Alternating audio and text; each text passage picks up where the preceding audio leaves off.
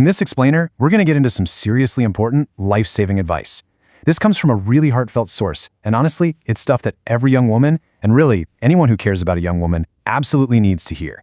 Okay, so let's just jump right in. The source for this doesn't pull any punches. It gets straight to the point and sets the stakes super high right from the start. It begins with this statement right here, making it crystal clear that what we're talking about isn't just, good advice. It's the kind of stuff that can literally change your life. So where do a lot of these modern risks even come from? Well, our first stop is a place we're all familiar with, maybe a little too familiar with: social media. We're going to look at the dangers, but also, importantly, how to defend yourself. Social media is such a double-edged sword, and this really breaks it down. On the one hand, yeah, it's amazing. It connects us, helps us learn. It's basically a part of modern life. But that exact same tool, in the wrong hands, can become a weapon. It can be used to exploit people, to cause real harm. Okay, so what are we really talking about here? What are the biggest dangers? The source is super specific about this. The #1 risks are having your personal info misused, and, in the scariest situations, even blackmail. I mean, it's the kind of thing that can turn your online world into a total nightmare. But look, it's not all doom and gloom. There is a defense, and it's a really powerful one. Just talking. The absolute key is having someone you trust, whether it's a parent, a sibling, or a good friend that you know you can go to. Someone who will listen to help you, not to judge you. That safe connection, that is your best line of defense, period. And this whole idea of safety, it definitely doesn't stop at our phone screens. So now we're going to shift from the digital world into the physical one and talk about something just as critical: understanding and, more importantly, enforcing your personal boundaries. We're going to get into the idea of good touch and bad touch. The source gives a really simple but really powerful definition here. Bad touch has nothing to do with who's doing it. It could be a teacher, a coworker, even a family member. The only thing that matters is how it makes you feel. If you feel uncomfortable or unsafe, that's it. That's the whole definition. And this is where things can get confusing, right? It's so easy to second-guess yourself. You start thinking, wait, am I just overreacting? What if it was just a friendly gesture? What if they meant nothing by it? We've all been there. But listen to the advice from the source on this. It's so direct, so empowering. Stop the wrong intention right there. Don't worry about what they will think.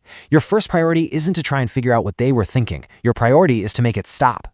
So here's the bottom line, and this is a huge theme we see again and again. Your feelings are your guide. That little voice, your gut feeling, that's your built-in alarm system. You don't need permission from anyone else to feel unsafe. If it feels wrong to you, then it is wrong. End of story.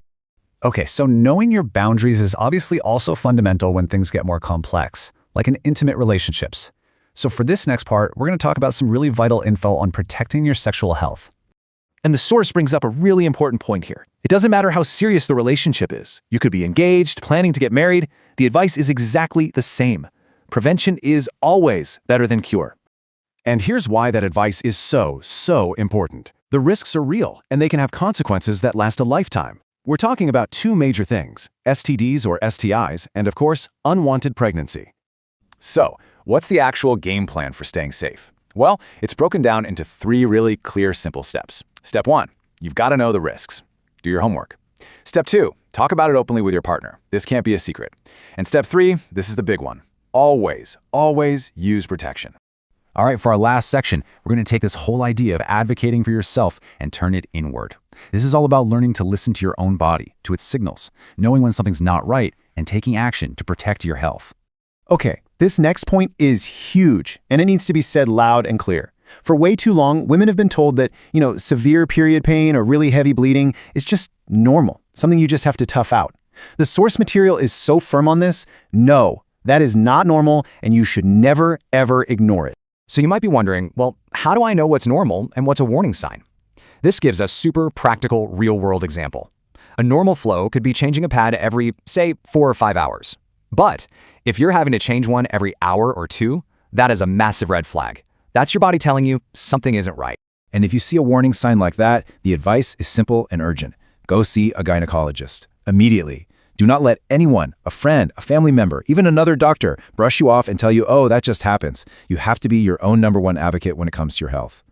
Okay, let's wrap this all up with 4 key takeaways. Number 1, be aware. Know what the risks are, both online and in the real world. Number 2, trust your gut. That feeling you get is real and it's there to protect you.